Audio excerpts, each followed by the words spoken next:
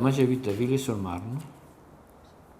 Quand j'ai venu en 70, j'avais habité à Saint-Maur-des-Fossés. Toute la famille qui était à Saint-Maur-des-Fossés. Et là, après, je vais chercher à acheter un appartement. Et en 86, j'ai vu quelque chose qui était intéressant. On avait l'école tout de suite à côté. J'avais ma femme qui travaillait à Saint-Maur-des-Fossés aussi. Ça fait 20 minutes en bus. C'était pas trop long pour elle. C'est pour ça qu'on est venu à Villiers.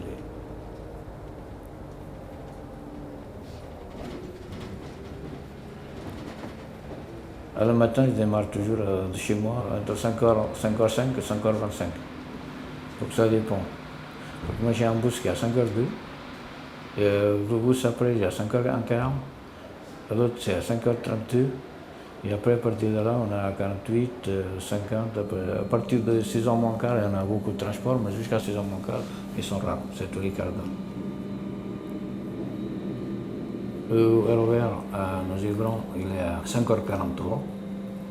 Alors j'arrive à Paris, à la station d'Aubert, vers 6h14, 6h15. Et de là, je prends le métro. Le métro, il va passer autour de 6h18, 19 jusqu'à Péret. Et à Péret, à 6h41. Il vient à Saint-Ouen. Et là, j'arrive autour de 7h10 au sous-chantier.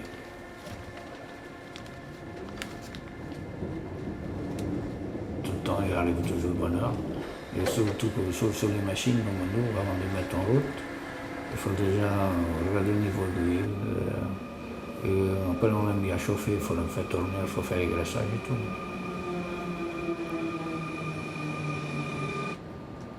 Je prends le bus, RER A, métro et RER ici, à tous les jours dans la semaine.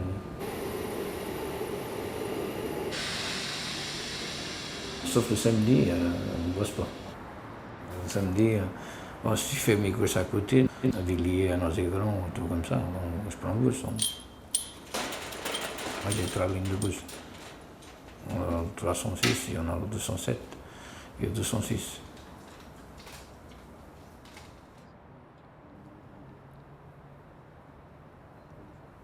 Dimanche, je prends toujours la voiture. On se promène, on sort. Comme j'ai la famille qui est dans le 77, alors nous, on part deux fois au week-end, ou bon, le samedi, on couche là-bas, ou alors le dimanche matin, on revient le soir. Mais on part en voiture.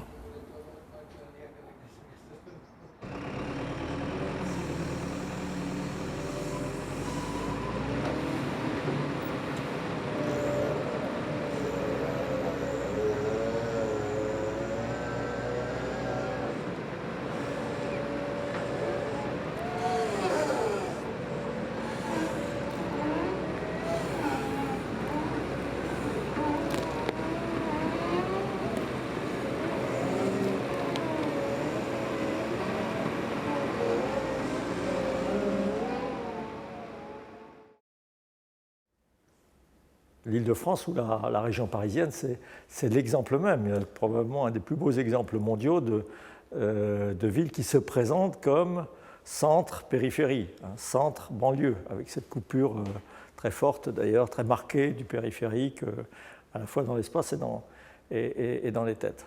Mais ça, au fond, c'est une image qui est déjà en grande partie dépassée par la réalité, ce qui explique d'ailleurs peut-être les discussions qui sont en cours sur le Grand Paris. Aujourd'hui, vous avez une part importante des Parisiens, je crois qu'un tiers des Parisiens qui ne travaillent plus dans Paris Intramuros.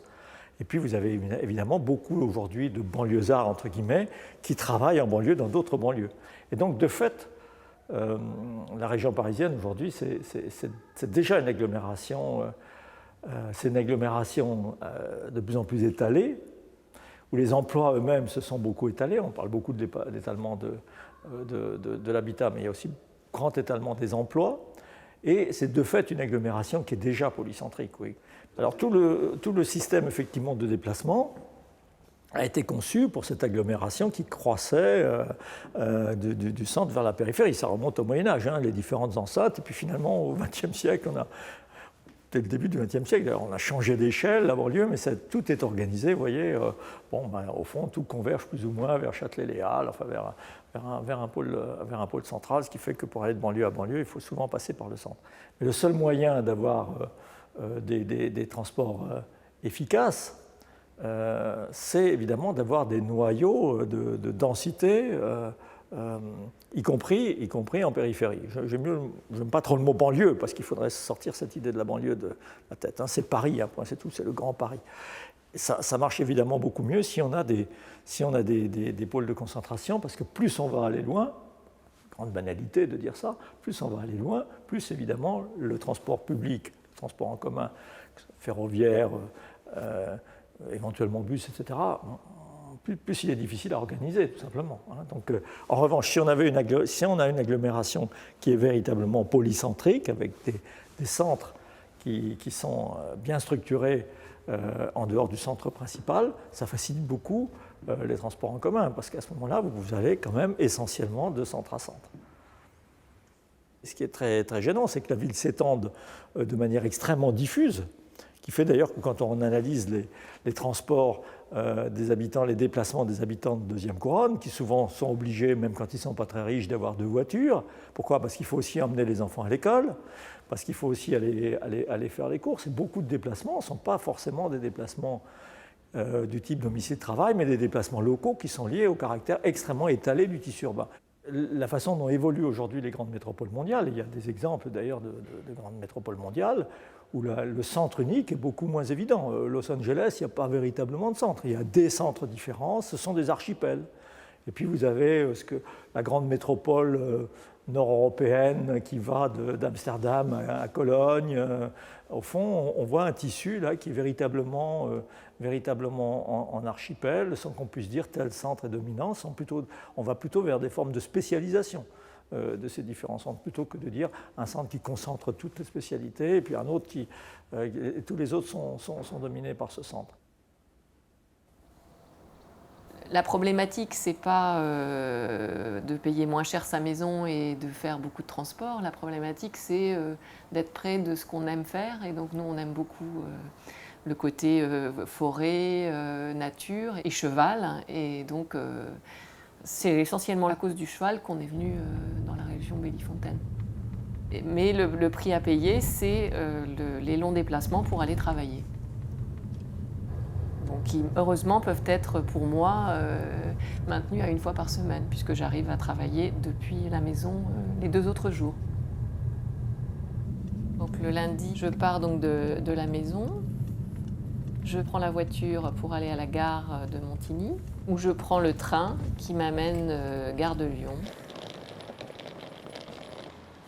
J'arrive à la gare de Lyon. Et ensuite, je prends le RER jusqu'à Noisy. Et donc là, je suis arrivée donc, à mon travail. Je marche jusqu'à mon immeuble à Noisy. Je fais une pause déjeuner donc, aux alentours de 12h30. Je déjeune dans la cafétéria. Je vais ensuite faire un tour dans le centre commercial de Noisy pour me changer un peu d'air. Je retourne à mon poste de travail et je pars de Noisy, il est à peu près 18h. Je rentre en voiture avec mon compagnon qui vient me chercher et je suis à la maison, il est à peu près 7h30, 8h moins le quart.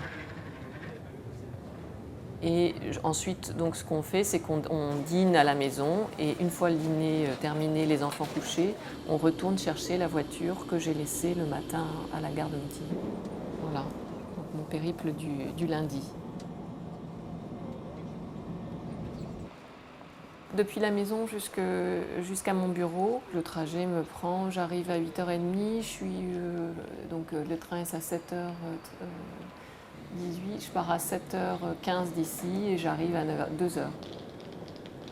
Au retour, on va un peu plus vite en voiture. Au retour, j'en ai pour 1h30 en voiture depuis Noisy-le-Grand jusqu'à la maison. Donc ça me fait 3h30 de transport par jour. Donc les autres jours, je suis devant mon ordinateur à la maison et c'est complètement différent puisque de la maison, je vais à l'école. amener donc Anna et je vais la rechercher le soir de la même façon, à pied. Et le mercredi, je ne travaille pas. Donc en fait, le mercredi, je m'occupe des enfants. Donc là, je vais aller aux activités.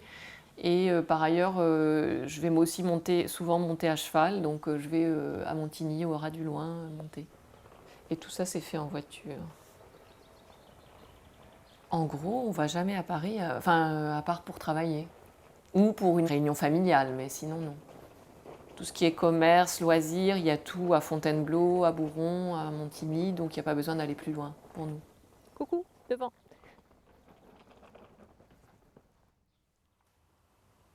Bien sûr, on s'est toujours dit que les grandes villes manqueraient de centralité. Il y a un centre et puis la périphérie est un espace de réserve rejeté. Mais avec les métropoles qui ont grandi considérablement, on s'aperçoit que le centre a besoin de la périphérie et que l'idée de faire des villes nouvelles qui à chaque fois soient une espèce de micro-ville qui reproduit sa place centrale, sa poste, son théâtre, on n'a pas du tout ça. On a des pôles et qui ont en quelque sorte des fonctions, des rôles très différents. La Défense ne ressemble pas au Bourget, ne ressemble pas à Roissy, ne ressemble pas à Évry, ne ressemble pas à ce que pourrait devenir Saclay ou même Aubervilliers, etc. Ce sont des zones qui ont une sociologie, un habitat, une économie et une géographie distinctes qui leur donnent, dans la position de l'ensemble, une place dans un système. Donc j'ai employé le mot rhizome parce que c'est une manière de montrer une croissance qui n'est pas arborescente. Tout ce système des métropoles ne dépend pas absolument du centre. Le centre reste toujours très important. Mais l'économie, elle se développe beaucoup en périphérie parce que c'est là qu'il y a de la place et des terrains qui sont moins chers. Ce qui est intéressant, c'est qu'en fait, il faut qu'on puisse choisir d'être dans des endroits où il y a plus l'emploi, plus de densité d'emploi et de logement, avec un caractère urbain, et où les axes de transport vont être faciles et rapides. Et puis, on peut choisir aussi, à un autre moment de sa vie, d'être plus loin, à une demi-heure, à 20 minutes de là, et d'avoir un jardin. Et il y a de la nature et de l'habitat plus calme, et puis des endroits qui sont plus densifiés. L'intérêt d'une très grande ville, c'est de donner une offre considérable. Vous avez plus de disponibilité si vous voulez avoir un emploi ou à rencontrer la femme de votre vie. Je ne sais pas, les gens viennent dans les métropoles parce que les chances de la vie sont décuplées par rapport au fait de rester dans un endroit charmant, dans la montagne, qu'ils aiment beaucoup. Ils viennent là parce que beaucoup de choses s'offrent. Mais ça suppose qu'il y ait cette capacité de mettre en relation des lieux et de ne pas penser que chaque fois, la ville s'agrandit en faisant une micro-ville qui va ne pas fonctionner. On ne peut pas dire Évry, il faudrait qu'il y ait tout, le théâtre, le stade olympique, etc., et toutes les fonctions qu'il y a dans une ville similaire de province. Non, Évry fonctionne en rhizome avec Orly, Saclay, le Paris-Centre, Marne-la-Vallée, Créteil, etc. Tout ça, Donc quand on regarde les trajets et la vie quotidienne des gens, elle est faite de cela, de ces trajets, et donc on commence à voir une organisation des villes, je le dis en rhizome si vous voulez, plutôt qu'en tache d'huile et plutôt qu'en polycentrisme. Je pense que l'idée des villes nouvelles de Delouvrier, qui était très autoritaire, qui décidait on va ici créer une ville, ça a prouvé que ça ne marche pas comme ça. C'est un organisme vivant qui nous échappe. Donc on est obligé d'avoir une vision opportuniste, si vous voulez, une vision empirique qui guette par où ça se passe et puis qui va orienter, Alors ça n'empêche pas qu'il faut faire des prévisions du plan, mais pas de cette manière. On ne peut plus décider où ça vit. La vie nous dépasse.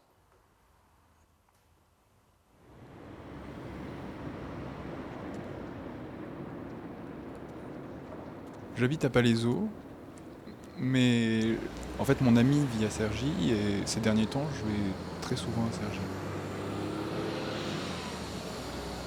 Et je vais à l'école d'architecture de Versailles.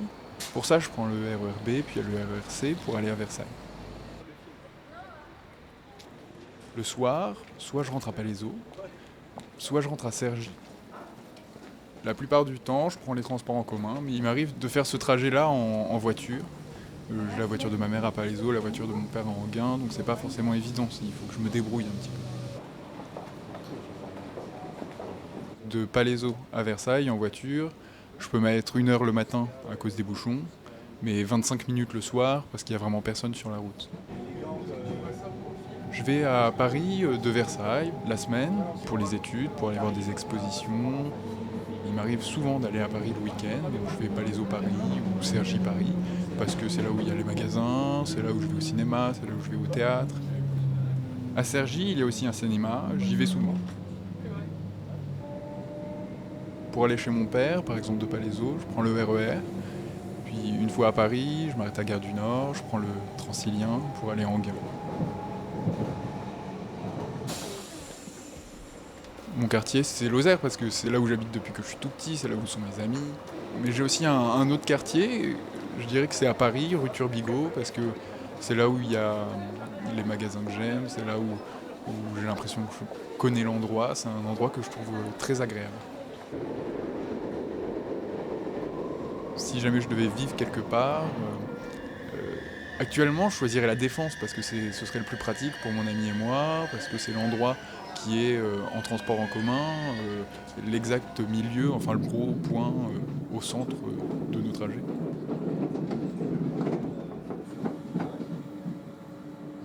Mais l'endroit où mon cœur me dit que j'aimerais aller habiter, ce serait plutôt à Paris, parce que c'est là où j'ai toutes mes activités. Et finalement, c'est là qui est un peu le centre de mes trajets. Il m'arrive toujours de faire Palaiseau Paris, Versailles Paris, Cergy Paris. Tout le temps.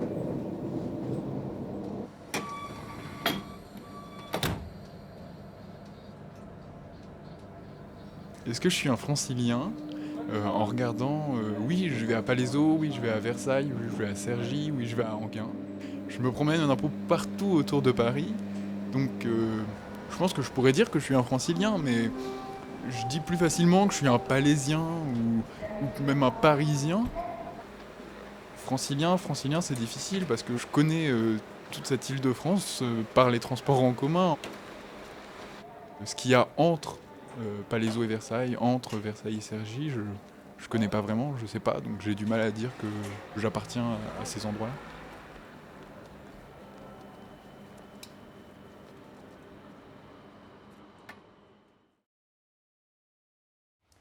La centralité, c'est aussi le lieu du possible. On peut y aller. On ne peut pas y aller pendant une semaine ou pendant un mois, mais on sait que ça existe. Et s'il n'y avait pas, pour les habitants de la région parisienne, effectivement, ceux qui travaillent, qui habitent loin de Paris, qui travaillent de banlieue à banlieue, qui n'ont pas le temps les systèmes de transport ne conduisent pas facilement dans des endroits d'intensité, ils savent que ça existe. Demain, avec un TGV qui va au Havre en 1 heure, tous les Parisiens sauront qu'ils ont une possibilité d'aller à la mer en 1 heure facilement. Ils n'iront pas forcément, ou une fois par an, où ils iront, mais je veux dire, on fonctionne beaucoup avec un imaginaire de la ville, et ça donne des points de repère, même si on ne le pratique pas. Les villes nouvelles, elles se sont décidées des centralités. Et ces centralités, elles n'ont pas forcément marché et tout. Mais avec le temps, avec les transformations, elles se sont constituées. Mais elles sont quand même des centralités que moi je perçois comme très fragiles. La polycentralité, comme on dit, j'aime pas du tout ce mot, mais c'est quand même quelque chose qui existe, qui est déjà là. C'est pas un truc qui s'invente. Hein, c'est pas un truc. On ne détermine pas une centralité.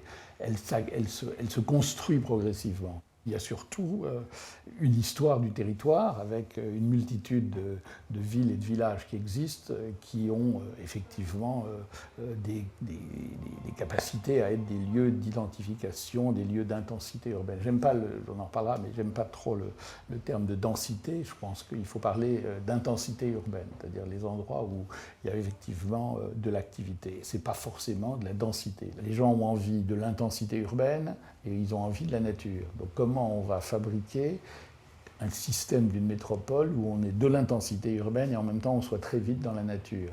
Je crois qu'on part d'un territoire, on analyse, on le comprend et on bâtit avec ce territoire. Sur ce plan-là qu'on voit de Paris à la Seine, on voit très bien les zones d'intensité urbaine entre le Mantois, entre Poissy, on a des lieux industriels, des lieux urbains, et puis il y a les plateaux, et puis ensuite on a Vernon, et on a on fabrique comme ça une espèce de relation entre des gens qui souvent ne se percevaient pas comme étant les habitants d'un grand système urbain dont la Seine, comme le dit Napoléon, est la grande rue et qui fabrique une alternance avec des zones industrielles, des zones naturelles, la question de l'agriculture urbaine. Donc tout ça fonctionne relativement bien de Paris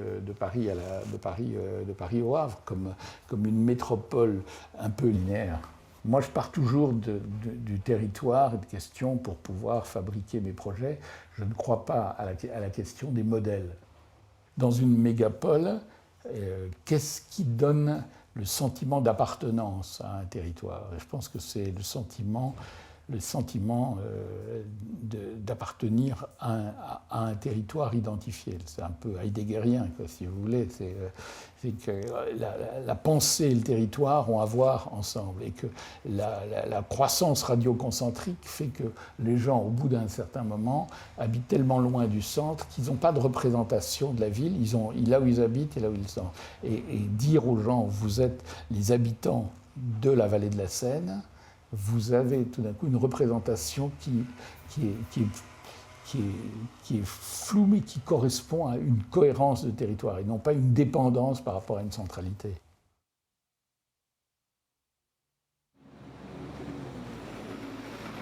Je me sens ni parisien, ni... ce que j'aime, c'est d'être à cheval un petit peu sur Paris, Vernon, et puis pouvoir bouger, d'être sur la côte.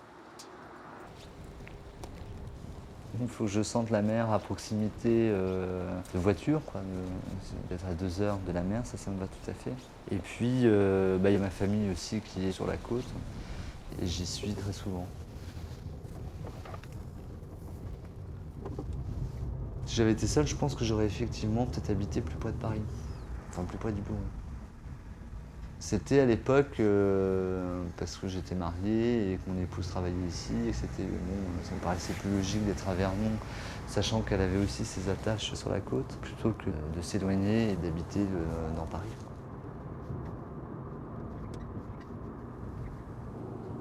Le matin, je pars à 8h30, je prends ma voiture, direction bureau, jusqu'à midi et demi. Je peux faire mes courses à midi et demi sur le PEC. Alors, ça peut m'arriver de me déplacer. Alors, je peux faire le PEC pour aller par exemple à la Défense. Ça m'arrive également de rester à déjeuner sur la Défense avec des clients et puis de revenir en début d'après-midi au bureau. Voilà, donc je passe l'après-midi au bureau. Je repars aux alentours de 19h. Je reviens donc par l'autoroute direction Vernon, où je m'arrête, le temps de me changer, de préparer mes affaires, et je repars pour le week-end en direction de la côte à Trouville. Et je reviens dimanche soir et je rentre sur Vernon en fait. Voilà. Quand je sors sur Paris en semaine, je pars vers 19h, 19h30 du bureau. Bon, souvent ça coince au niveau du périphérique, donc là je peux mettre facilement 1 heure pour arriver dans Paris intramuros. Par contre, alors pour revenir le soir sur Vernon, là ça se fait très rapidement, en 3/4 d'heure, 1 heure, je suis arrivé à la maison à Vernon. Mais de Paris à Vernon en semaine, je ne fais que longer la Seine. Ce qui m'arrive aussi souvent, c'est de sortir avec des amis le soir sur Vernon, puis d'aller au restaurant par exemple, ou d'aller chez des amis. Voilà. Moi ici à la maison, je suis à 500 mètres du centre-ville, donc ça se fait très rapidement. Vous avez la Seine au bout de la rue, là, de votre côté. Et puis... Ce qu'il faudrait que j'arrive à faire, c'est faire un peu de sport dans la semaine. Alors je pense que le plus facile, ce serait d'en faire, par exemple en sortant du bureau, sur le PEC. La maison ici au 15. Ou autour du PEC à Saint-Germain-en-Laye, et de repartir après.